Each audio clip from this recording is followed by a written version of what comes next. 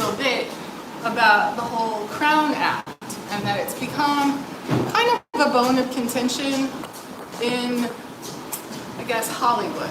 There is a particular show that shoots in Atlanta for Tubi called The Urbans that has laid down the law in writing and told black women, you're not allowed to come to work with any kind of weave, right? Now, people are saying, oh, the Crown Act was written specifically to protect natural hairstyles, locks, bantu knots, that sort of thing. But I think that the spirit of the law is to protect black women's ability to protect their natural hair, protective styles, whether that involves a bang, a bun, a faux ponytail. That's your option. It's your business. Whoever you go to work looking professional, it should not be up to, especially a pair of twin black men who have chosen to shave their head, or maybe they lost it naturally, but what would they know about what it takes to show up to work day in, day out, sit through hair and makeup, and have your natural hair camera ready? What would they know about it? We've heard all kinds of black women actresses from the Disney Channel and other sets complain about their hair being damaged, misunderstood, and played with. And it's not necessarily that every non-POC hairstylist is bad, not at all. I had great non-POC hairstylists with my very strange hair texture, so gentle, so amazing, so well trained. But I've also had black women on other sets grip my hair one hand and rip through it with a hairbrush. This is not hairbrush hair. I would never even brush my own hair, right? We've had sets that insisted that it's the future, and in the future, everyone has straight hair. What's a curly haired person to do? Right? Your hairline suffers, you have to put 10,000 chemicals in your hair, where a hairpiece, a wig, a weave could not only solve your problem, but save you time, right? And spare the work hours of the hair team. It should be up to the individual performer. But if you are doing your work in a state that is not union, if you are in a right-to-work state where people can, oh, I might be union, but I don't want to employ union writers. Oh, this might be something where I'm in this guild and I can pick and choose which union workers I want to hire, but we don't need Teamsters, we're just going to hire college kids. Really? That cuts against the whole spirit of having a professional cadre of union workers who care enough to be properly licensed and educated. Yes, everyone has to go through a training period to get into the union, but it doesn't make it all right to play with people's livelihoods any more than their union status, any more than their human dignity, right? That would be like me telling a bald or balding or shaved head black man, we don't hire people who don't have natural hair growing out of their scalp. What then? People who lose their hair to alopecia, chemotherapy, any number of reasons. It could be for religious reasons. What business is it of an employer? I can see it if it's a period piece. I can see it if it's a particular aesthetic. But to lay down a particular set of rules that cuts against black women, in this case a black show and a black set, not a black network. But then also, it doesn't affect the other gender. So that gets you right into some very dangerous territory. I've had people trying to get swole on another platform and tell me I made it up. I've never even heard of this show, The Urbans. Strictly going on published news and the backlash that these producers, with their hairless heads, however they achieved it, going in seemingly on black women for exercising their options about how to style and wear their hair. Crazy. You wouldn't think they would do it. You wouldn't think they would do it in writing. Not after the Crown Act has passed in California and perhaps in a few other states around the country. I don't know if it's federal law.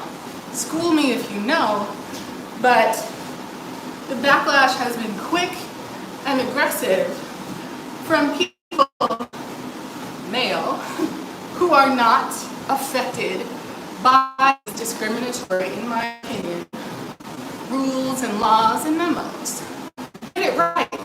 Or if it's your in writing, very sassily worded memo that affects your women employees, let me put it like that. I'm curious to see how all of this plays out. Yes, producers and showrunners have discretion over the look and the aesthetic, but when you put out laws and rules in writing, especially in terms of certain legislation, it's not necessarily going to be up to you to pick and choose how you make policy on set. You might get away with it better in those right-to-work states, but I'm curious to see how any of this is going to play with your black woman audience. We know that women are most of the audience for all television and film. So that the backlash is already out there and cresting, I think it'll be an interesting dynamic as you move forward and produce and release your work. You producing and releasing during a writer's strike, during a possible actor's strike? So interesting, right? I think that there were writers who were nearly impacted in some sort of car accident from a producer on a sort of a Power series, spin-offs, etc. But you know, all of these differential rules, picking and choosing who can be in a union guild, picking and choosing safety. That poor woman who got her life taken away on a railroad track, that wasn't Callie. That poor woman who got pew-pewed on set, that wasn't Callie. And there are reasons why it's safer, and there's much more regulation in states that care about workers. And if you roll the dice and work in those places where they know, well, we see what happens. Anyway, these are my thoughts. I'm just here trying to get my cardio on.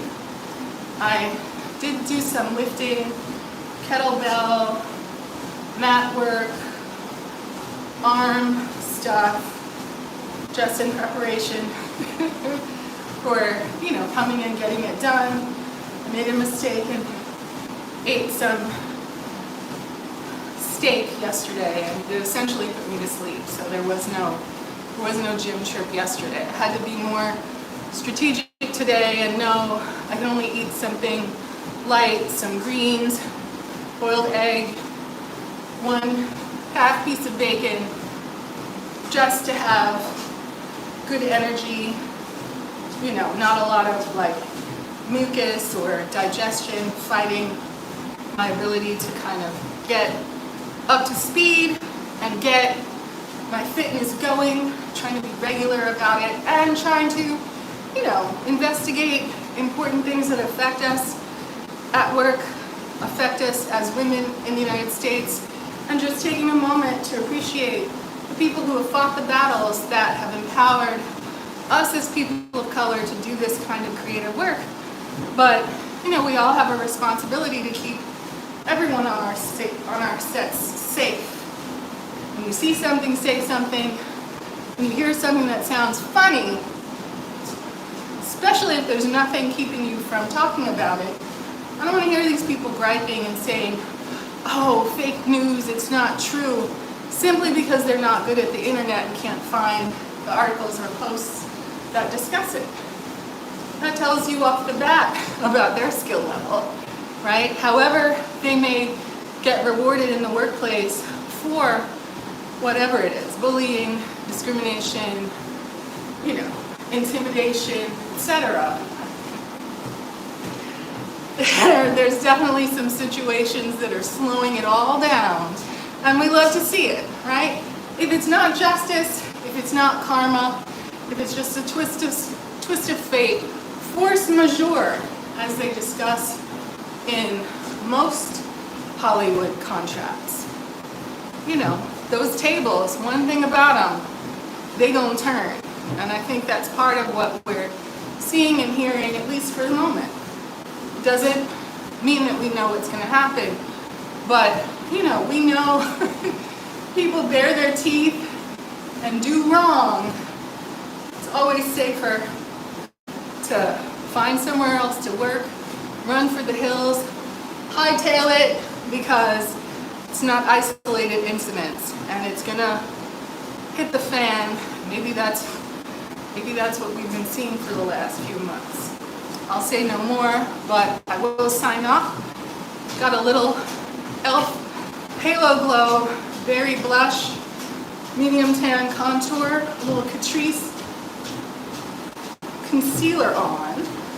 Sprayed it with setting spray, but NYC brown eyeliner in the waterline and above. But, this is how you test your setting spray and see if it's all talk and no action. We're going to see what our face looks like after the fact. But, it's cool to do a color test and a wear test before you work out. And I will see you next time on the next post from House of Tanya. Be well, exercise. Bye!